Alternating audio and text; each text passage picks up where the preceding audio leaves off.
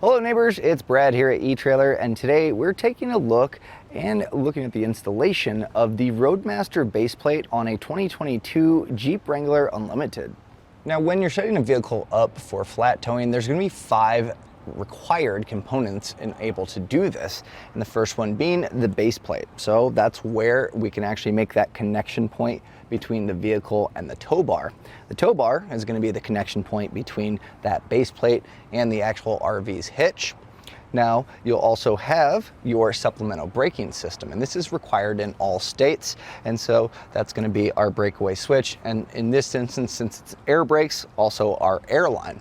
You also have your diode wiring, which is going to allow you to send those signals from your camper to your vehicle as you're driving, letting people know what you're actually doing. You also have your safety chains, and so in case of an accidental disconnect, you actually have those chains to hold on to that vehicle. Now keep in mind, our Roadmaster Nighthawk here actually came with our safety chains. Not all of them do, so make sure you pick up a set of those if your tow bar doesn't have those already. But with all of those components, you're going to be able to tow your vehicle safely and legally. Now with all of this exposed, something that's optional that you can add on is going to be something like this Roadmaster Tow Guardian, which that's actually going to create a nice covered sheet here to prevent the vehicle from getting any rock chips or road debris while being towed. Now something else you might consider adding on to your flat tow setup is going to be a charge line, and the charge line simply goes to your 6-pole, and it allows the vehicle or the camper to send electricity to this circuit breaker here, which is going to be able to charge our battery as we're towing. So that way when you get to the campsite or wherever your final destination is, you're not having to jump your vehicle. It's actually charging while driving. Now this is what our base plate looks like when it's installed, and compared to a lot of other vehicles, this one is actually kind of subtle looking, and on a Jeep it actually looks pretty good. Other vehicles, they're kind of a lot for the front and take away from that OEM look, but really it's not too bad. It was able to be trimmed out here to poke through, allowing our arms to easily be attached, and when they're not on, they still look pretty good. So when the arms are not attached, you can remove them, and you just have this that sits pretty far recessed on the bumper. So again, it doesn't get too loud in the front. You also have these nice safety chain loops here that are easy to get to. Some of the other ones can be tucked back and a little harder to attach. These are nice right where you need them to be. Now you also have this bracket that comes here to where you can attach your wiring, so that's really nice. You don't have to worry about getting any brackets for that. You can just mount up there. So overall, it's a pretty good looking base plate. It's going to allow you to flat tow your vehicle. The great part too is when you are ready to flat tow and use your arms, they're really easy to just kind of put in place here, give it a twist, and it locks in place. Now when you need to remove them, just as easy, you pull this pin here and they slide out. So that makes it really easy to get this to be ready to flat tow. Now when you are ready to attach your tow bar to your arms, it's going to be pretty simple here. Now these are specifically designed for the Roadmaster tow bars, so if you need to grab a different adapter for a different brand of tow bar, we actually have those here at Etrailer, and that's just going to change these out, making it to where they will be able to attach. You then feed your pins through. You now have your locking pin. You just put that in place, and now your arms are attached. So I've gone ahead and I've got all of our components actually hooked up, and you may see this little guy here, and what that is, that's going to be a tow guardian, and what that does is you unravel this, it attaches to your tow bar, and that's going to prevent those rocks and dirt and debris hitting your towed vehicle while you're going down the road. Well, now that we're all hooked up, the only thing left to do is get our vehicle in tow mode and hit the road. To begin our installation, first we're going to want to check our actual instructions, as they can kind of vary just because Jeep has so many different submodels. That kind of changes the bumpers that they use. So for instance, this one being a Sahara, it does have the plastic mud guard, whereas your Rubicons may have the metal. So double check to make sure you're using the proper steps, and then from there you can actually begin the installation. So on ours, the first thing we're going to do is on our passenger side here, kind of tucked right behind this little rain gutter here, there's going to be a plug, and that's going to be for our fog lamp. So I'm going to go ahead and get this unplugged, Now it is kind of tricky to get to. It does have a plastic push-in that kind of holds it into the frame, so if you need to, you can actually slide it off of there, and that's going to probably make it a little bit easier. And then our clip here, we're going to just push down on this portion, and we should be able to get this to separate. There we are. So now we have our fog lamps disconnected. The next thing we're going to need to do is we're going to take these plastic push pins here on this guard. We're going to pop those off. So with these plastic push pins, we're actually just going to be taking these lower ones off. There's one on each side. Now to get these popped out, they are kind of recessed. Using a long flathead kind of helps pry up that center section. There's also tools that are great for this that are kind of your trim panel removal tools, and so it's got a forked edge like this. Kind of makes it nice to be able to pry underneath that and get the whole thing out. So whatever works best for you. Now, as far as the trim panel removal tools, they're really nice for a lot of different automotive things. So there's plastic ones available as well, but we do have these here at Etrailer, and that's going to make your job just a little bit easier. So with that popped up, we can go ahead and pull this out. Another thing that's going to be important during this whole process is that we hold on to all of our hardware, as you may need it for installation. So have a nice organized spot to keep it all. It's going to make reinstallation of everything a lot easier long term.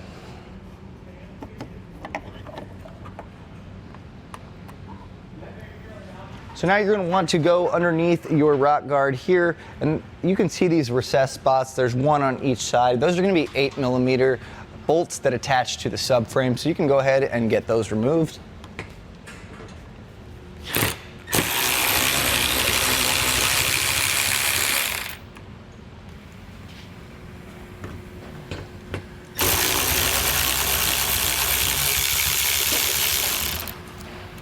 So now you're going to see where the rock guard actually meets the front bumper. There's going to be 4 plastic clips on each side, and they're kind of sitting up here, but there's a little notch to where you can actually see those.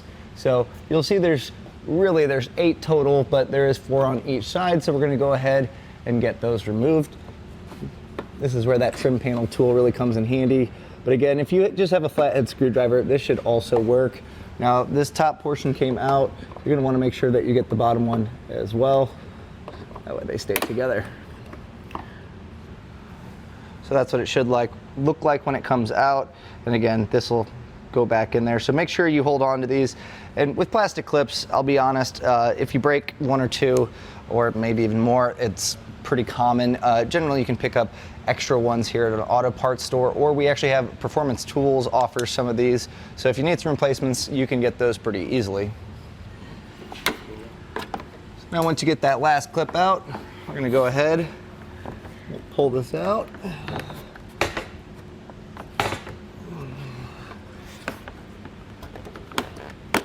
There we are. Now we can set this aside for now. Next, you're going to see there's 2 16mm bolts here, and this is just holding this frame guard onto the frame, so we can go ahead and remove those.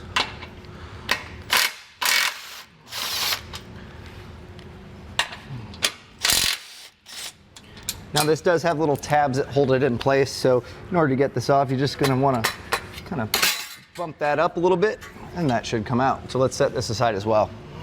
So now the frame guard that we just took off, we're actually going to be trimming it up, and the center section here is actually going to be omitted. And what we're really trying to do here, we're going to be trimming these pieces here. That way we can get this reinstalled, and it's going to hold that bottom plastic of that bumper on. So I'm going to go ahead with a angle grinder, and I think that's kind of the best option for this. But if you have a rotary tool or any cutting device, as long as you can kind of cut through this, you should be fine. And I've gone ahead, I've just used painter's tape here just to kind of give me a nice clean edge so I can follow that with my angle grinder. So I'm going to go ahead, we'll get that cut, and then I'm going to file that down, make sure it's nice and smooth, and we'll get that installed. Using a cutting wheel or an angle grinder, I highly suggest having some safety glasses available. Now let's go ahead, we'll make these cuts.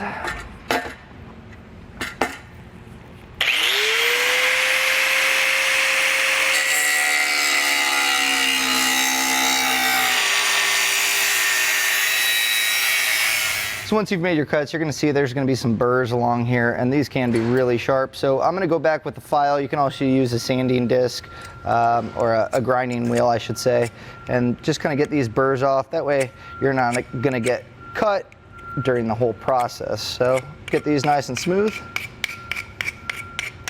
Now this step is going to be a little bit optional on your part, but since this is raw exposed metal, I'm just going to take a little bit of black spray paint, just kind of coat that to prevent any rust or corrosion buildup over time. So just coat that raw metal edge that we just sanded. So now at this point, we're going to take our pieces that we've cut here, and this is going to be on the driver's side. We're going to have this kind of jut out, so just make sure you're in the proper orientation.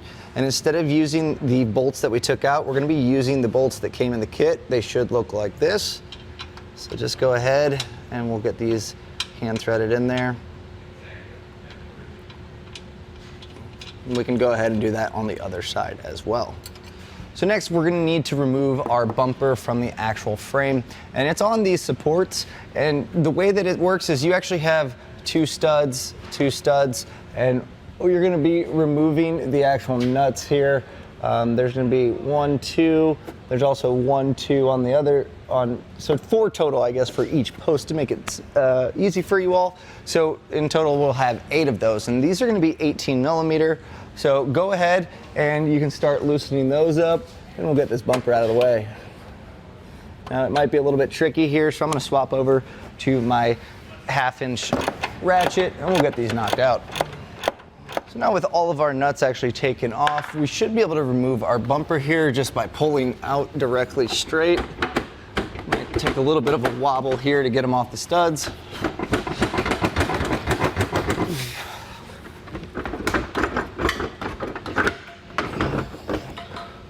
Now this is a good time to make sure you don't have any other electrical connections, but if you're factory, you should just have that one fog lamp plug. So now we can set this aside. So now we're going to be taking off the frame stiffeners, and these are going to be just plates here. It's not this front portion, it's just going to be these side ones, and these are just going to be our 16 millimeter bolts. There's going to be 1 on each side. Then go ahead, you can take these off, and we're actually not going to be reinstalling them with our base plate, but I suggest keeping them. If you ever were to take your base plate off, you can actually put these back in place. So those should come out pretty easy, just like that. Now, if you're following along in the instruction manual as well as this video, you're going to see there's a section where there's actually this fog light cover. It kind of actually is corrugated down on some of the models, but it looks as if this one actually kind of omits that extra layer there to where we don't have to trim it out. And just kind of looking ahead with my actual base plate mount, it looks as if this is going to go in with no problems, and it does look like the reason we trim that is to allow that to go on. So I'm going to kind of proceed and see if we really need to trim this out. So if yours is this style, we're going to find out if we actually need to trim it, but I do think we can get away without having to do that. So now in the instruction manual, we're going to be enlarging some holes.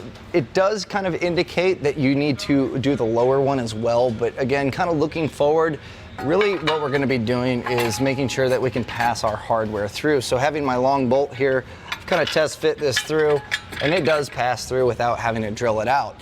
Now this top hole though, will also need that same bolt going through, and the hole is a little bit smaller. So I suggest grabbing a 9/16 drill bit, maybe a little bit larger than our bolt here, and we're going to be enlarging this hole through. So it'll pass directly through. It's pretty straight shot, but I'm going to start with the smaller drill bit, kind of work that out, having this as my reference so I can make sure that this pokes through. So we'll be doing that on both sides of the frame rail.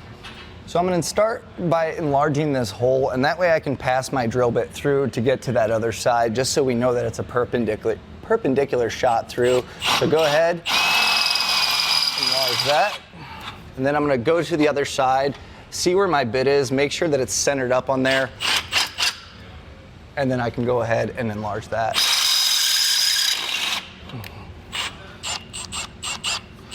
So now that I've passed my smaller bit through, I'm going to go ahead with my larger one and just go ahead and do the same thing.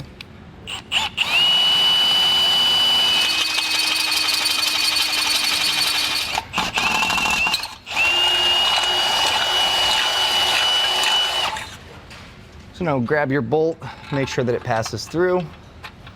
It's a little tight on this edge, so I'm going to go ahead and just kind of clean these edges out, and that should allow this to pass through. Once we do that, you're going to want to go ahead and we'll do the same process on the other side.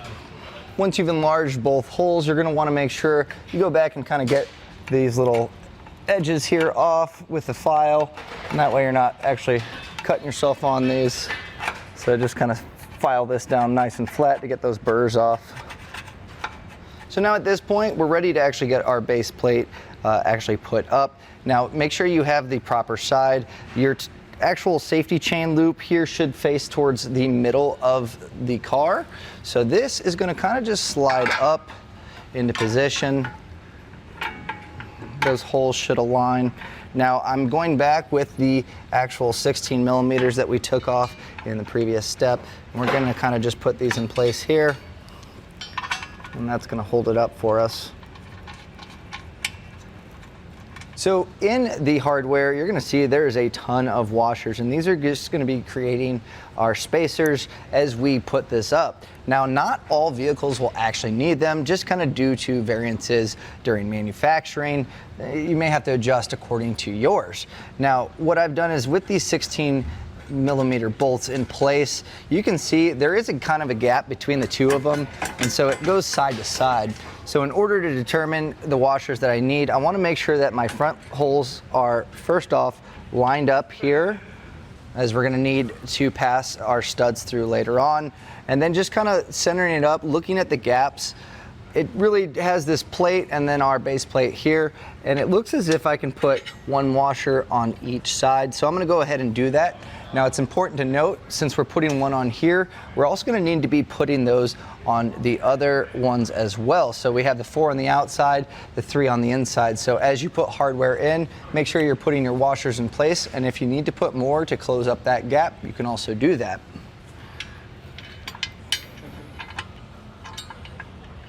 So just kind of slide that down there, and you can actually use the hole above it to kind of pass that washer through and then feed that on the bolt. And then once we have that washer on there, we can go ahead and hand tighten that back on, and I'll go ahead and do that on the other side as well.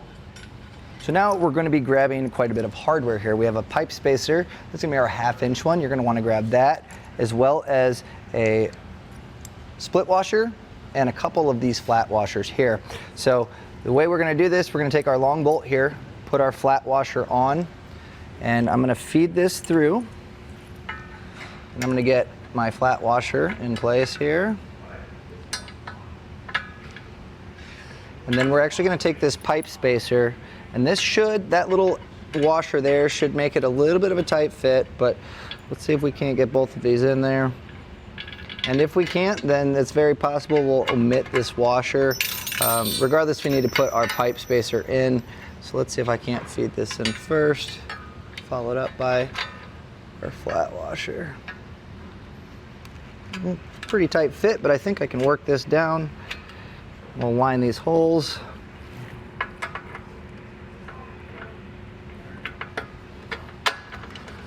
And then we should be able to pass this through our hole that we previously enlarged. Now on the back side, we're going to be needing to do the same thing with our pipe spacer and our flat washer. We'll get that through like there. And let's see if we can't get these sandwiched in there.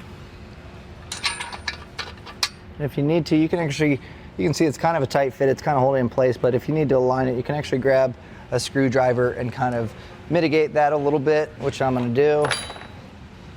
And that's just going to allow us to get that bolt head, the threads lined up and through the hole. There we go. So now we should be able to pass this through. And then once we have that passed through there, we're going to take our flat washer,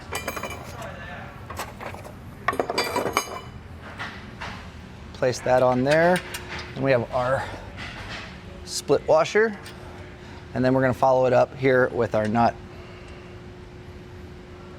So now we can go ahead and repeat the same process on the other side. So now we're going to grab our long bolts just like we did up here, and we're going to be passing it through this lower one. Now, there is no room for that same pipe spacer, but it's gonna go in the same. And I noticed I tried to actually fit another 1/2-inch washer in there, but the gap is pretty tight to where it won't fit. So really, we don't need one there as that gap is already closed up. So put a flat spacer washer here, and we're gonna just feel that through, just like that. Follow it up with another flat washer, your split washer, and then your bolt. And then you're gonna go ahead and do this on the other side of the vehicle as well. So now at this point, you're gonna wanna grab the bolts that came in the kit that look like this. Now I put my split washer as well as a flat washer. And then what we have here is essentially just a weld nut. It's just a backing plate that's gonna feed up there, and this is gonna bolt into that. Now, before doing that, I recommend you're actually gonna wanna take your bolt and pass it through, because you can almost see in there the threads kind of get caked up with some of that powder coating. And when you're trying to feed this in, sometimes it's really tricky already. So to clear out those threads and make sure it threads in well is gonna give yourself a little bit better of a fighting chance. So just run those bolts through these real quick, just to make sure that the threads are nice and clean. And then once you back that out, we can actually get this installed. Now, don't let this scare you off. It does look a little intimidating here, but really all we're doing is we're going to take our bolt, our hardware, and that's gonna pass through this bottom hole. Now, you want this flat part on the inside, but there is an opening here, and you're able to bend this tab here, the little handle, if you need to. But really what I try to do is if I put the backing plate to where I can see the threads, I can then put the bolt through and kind of work with both my hands to get that thread started. You can actually kind of look up and see it as well. But once you get that threaded on, you can go ahead and just finger tight that down. So just take your time on this portion. Once we get that kind of in place and threaded down, we can go to our other side and repeat that same process. So now at this point, we're gonna go back and torque down all of our hardware as we're getting pretty close to getting our bumper back on. And the whole reason we haven't tightened everything down right away is because we need to make sure that everything aligns properly. So you can see our bracket here on where our bumper support studs are gonna go. We wanna make sure those are properly aligned on both sides before tightening them down. Now, all of these have a torque setting that is going to be in your instruction manual, and different size bolts will have different torque settings, so keep that in mind and torque accordingly. Now, if you don't have a torque wrench, generally you can rent one at an auto parts store, or we have them here at Etrailer. And this is an important step because it's going to make sure that you're not putting too much stress on the actual bolts themselves, but it's also not going to be too loose to where it's going to come off and loosen up over time. So with these longer bolts, you are going to have to put a 19mm wrench on one side of it. I generally try to tighten on the nut side. That'll give you a little bit better of a tightening. So just keep tightening these down to the specs in the instruction manual, and make sure you're checking the torques on all of them. And then once you have all your hardware torqued down, we'll meet back up here and I'll show you the next step.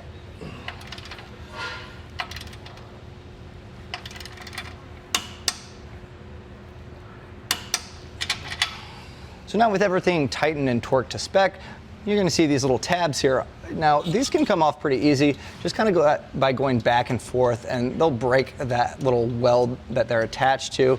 Another way you can do this, you can clip it with wire cutters. It's up to you. You can also I'm taking just a set of needle nose here, and I just kind of twist it a little bit and it comes off pretty easy. So go ahead and you can do that on both sides. So we have our underbody panel here, and I haven't tightened these little sheets down.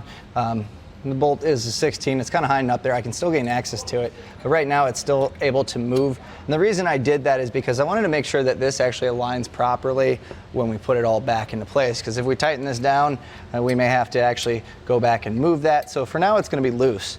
Now, you're going to see I've actually made some marks here based on the instruction manual, and we're going to be chopping that out. And the reason being is this sits like that, we're going to need that clearance. So the measurements in the instruction manual should get you pretty close, but you can kind of expect to do a little bit of extra trimming just to make it spot on to your application. So I'm going to go ahead, make these little trim marks, see how it looks, kind of test fit it up there until I'm happy with it. So let's get these cut and we'll come back.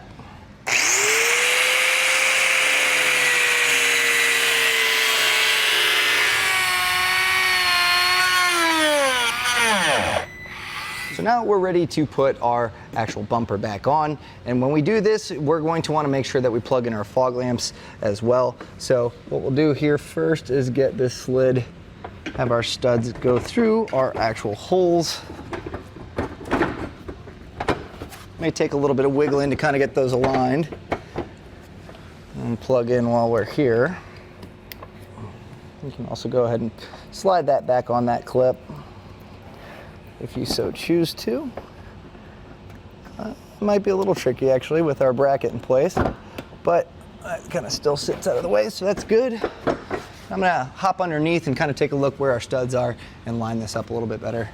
So you may have to lift up on the bumper a little bit, and kind of being under here and seeing those studs, you can actually get these pushed in a little bit easier.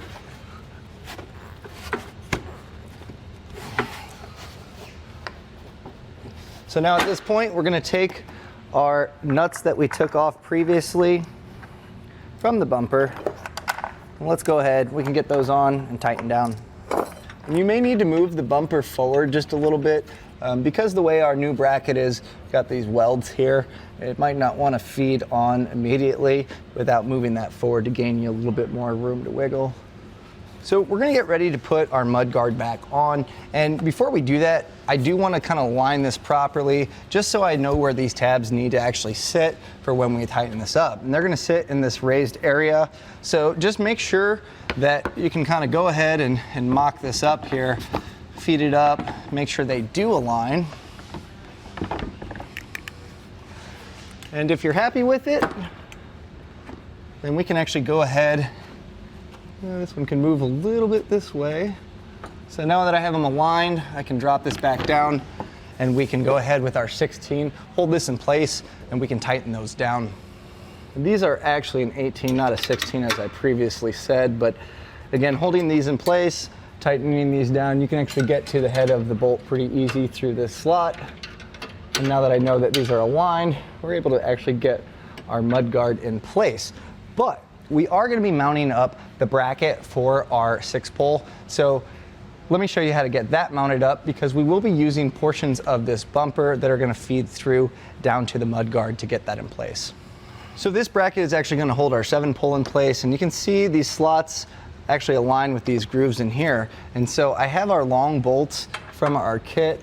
I'm going to simply feed them through the metal that is actually up top. And there are going to be some spacers also included in the kit. They're going to sit in between there. That way this actually has something to kind of bite onto.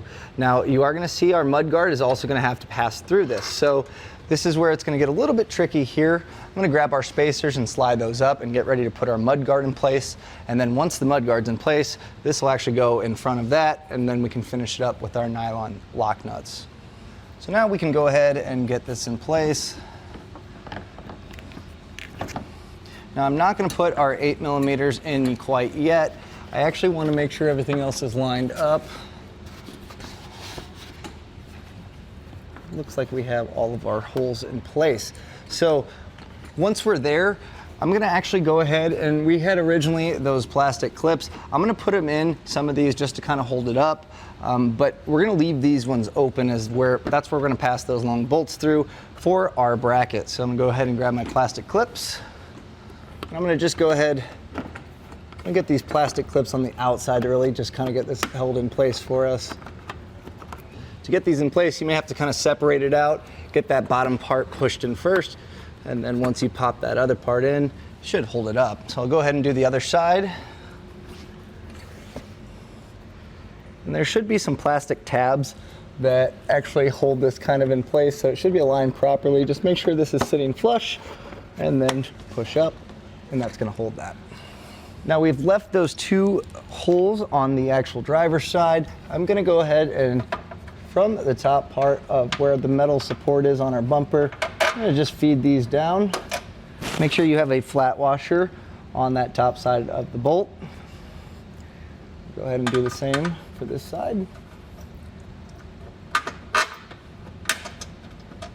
So we have our bolts fed down. We're going to take our spacer here, and I'm just going to slide this up enough to get our threads here.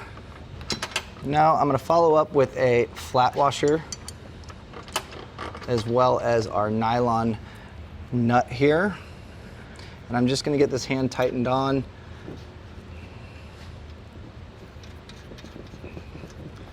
We're going to go ahead and do the same on the other side here. And when we go to tighten these down, we are going to have to get a wrench on that back side to keep that bolt from spinning around as we tighten these. So I'm just going to run my 15mm socket up on the top where our bolt head is, and then with my 15mm ratchet, we're just going to go ahead and get this tightened down.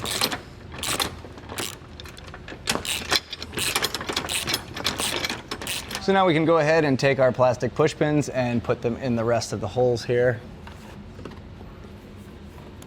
Kind of tricky to feed that in there, but we'll push our bottom one in first. Shouldn't be too bad to get this pushed in.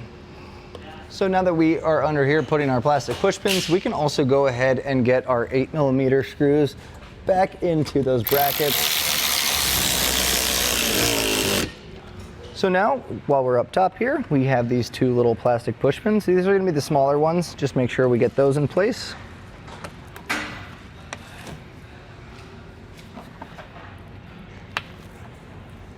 And that's pretty much going to do it for the install of the base plate. Now, it is relatively simple. This is one of the easier base plates that I've done on a lot of different vehicles. In fact, a lot of them, pulling the front fascia off in itself can be kind of a task. Now, that brings me to another point of a lot of times during this, if you are doing a flat toe, you're going to be doing your braking system as well as your diode wiring.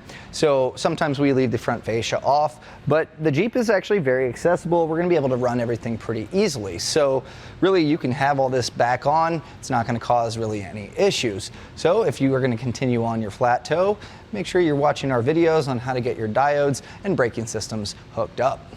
And that was a look and installation of the Roadmaster base plate on a 2022 Jeep Wrangler Unlimited. Thanks for watching.